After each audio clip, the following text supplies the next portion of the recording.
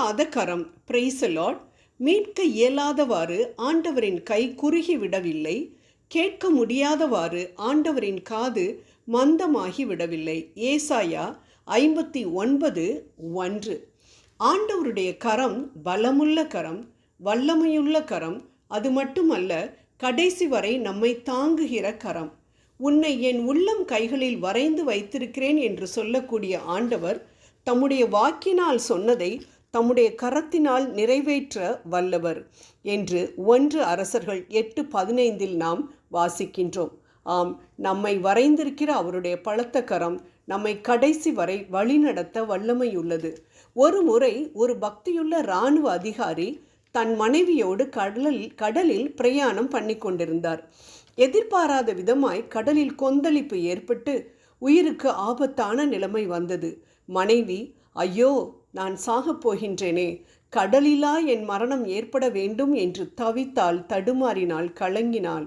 அப்பொழுது அந்த இராணுவ அதிகாரி என்ன நினைத்தாரோ தெரியவில்லை.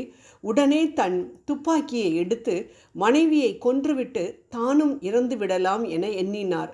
உடனே மனைவி தடுத்து, உங்களுடைய கரம் என்னை கொல்லவே முடியாது, நீங்கள் எவ்வளவு முயற்சித்தாலும் நிச்சயம் உங்களால் என்னை கொல்ல முடியாது, ஏனென்றால் அந்த கரம் என்னை நேசிக்கும் கரம், இத்தனை ஆண்டுகளாய் என்னை பாதுகாத்த கரம் என்று சொல்லி அந்த கரத்தை எடுத்து முத்தமிட்டாலாம். அந்த அன்பு இராணுவ தளபதியை தொட்டது. துப்பாக்கியை கீழே போட்டுவிட்டு தன் வலது கரத்தினால் மனைவியை பிடித்து கொண்டு வீராவேசமாக நீந்தி கரையில் போய் சேர்ந்தார். ஆம், அந்த அன்பின் கரம் மனைவியை பாதுகாத்தது. அன்பானவர்களே, நம் கர்த்தருடைய கரத்தை நாம் நோக்கி பார்ப்போம். அந்த கரம் ஒருபோதும் நமக்கு தீமை செய்யவே முடியாது. அந்த கரம்தான் இஸ்ரவேல் ஜனங்களை எகிப்தியரின் அடிமைத்தனத்திலிருந்து விலக்கி மீட்டது. ஓங்கிய புயமும் உயர்ந்த கோலும் இஸ்ரவேலருக்கு ஆதரவாய் இருந்ததினாலே செங்கடல் 2ஆய் பிரிந்தது. ஆண்டவருடைய பலமுள்ள கரம் இஸ்ரவேலரை எந்த சேதமும் அணுகாதபடி பாதுகாத்தது. சங்கீதக்காரன் சொல்லுகிறார், உம்முடைய கரம் பராக்கிரமம் உள்ளது, உம்முடைய வலது கரம் உன்னதமானது என்று. சங்கீதம் திருப்பாடல்கள் 89:13. ஆண்டவருடைய கரம் ஒருபோதும் நமக்கு தீமை செய்யாத கரம். நம்மேல் அன்பு வைத்ததினால் அல்லவா அந்த கரம் சிலுவையிலே நீட்டப்பட்டது. ஆணிகள் கடாவப்பட அவர் மகிழ்ச்சியோடு தன் கரத்தை ஒப்பு கொடுத்தார். அந்த கரத்தை நம் பக்கமாய் நீட்டி, என் உள்ளம் கைகளில் உன்னை வரைந்திருக்கிறேன், உன் மதில்கள் எப்பொழுதும் என் முன் இருக்கின்றது, ஏசாயா 49:16 என்று சொல்லுகிறார். அந்த கரம் ஒருபோதும் நம்மை மறப்பதில்லை. தாவீது சொல்கிறார், அவரே நம் கடவுள், நாமோ அவரது மேய்ச்சலின் மக்கள், நாம் அவர் பேணி காக்கும் ஆடுகள். இன்று நீங்கள் அவரது குரலுக்கு செவி கொடுத்தால் எத்துணை நலம். திருப்பாடல் 95:7. ஆடு தன் மேய்ப்பனின் குரலுக்கு செவி சாய்த்தால்தான் தன்னை தாக்க வரும் விலங்குகளிடமிருந்து தப்பித்து கொள்ள முடியும்.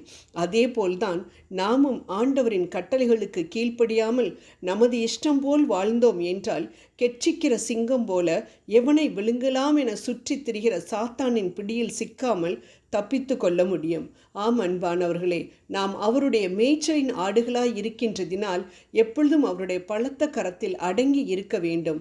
அப்பொழுதுதான் நாம் தப்புவிக்கப்பட முடியும் என்பதை விவிலியத்தில் அநேக இடங்களில் நாம் பார்க்கின்றோம். ஆகவே நாம் ஜெபம் செய்வோம். நல் மேய்ப்பனே, நாங்கள் எப்பொழுதும் உமது பலத்த கரத்தில் அடங்கி இருக்க கிருபை புரியும். அங்கும் இங்குமாக அலைந்து தெரியாமல் ஏற்ற காலத்தில் நீர் உயர்த்தும்படி உமது பலத்த கரத்திலே எங்களை நாங்கள் ஒப்பு கொடுக்கின்றோம். எங்களை மட்டுமல்ல, எங்களது குடும்பத்தில் உள்ள ஒவ்வொருவரையும் தகப்பனே பேர் பேராக சொல்லி உமது அன்பின் பாதத்தில் நாங்கள் சமர்ப்பிக்கின்றோம். நாங்கள் ஒருவரும் உம்மை விட்டு பிரிந்து போய்விடாதபடிக்கு நீர் காட்டக்கூடிய பாதையில் மட்டும் நாங்கள் நடந்து உமக்கு மகிமை தரக்கூடியவர்களாக நாங்கள் மாற எங்கள் ஒவ்வொருவரையும் நீர்தாமே தகப்பனே கண்ணோக்கி பார்க்க வேண்டும் என்று உம்மை மன்றாடுகின்றோம். ஆமேன்.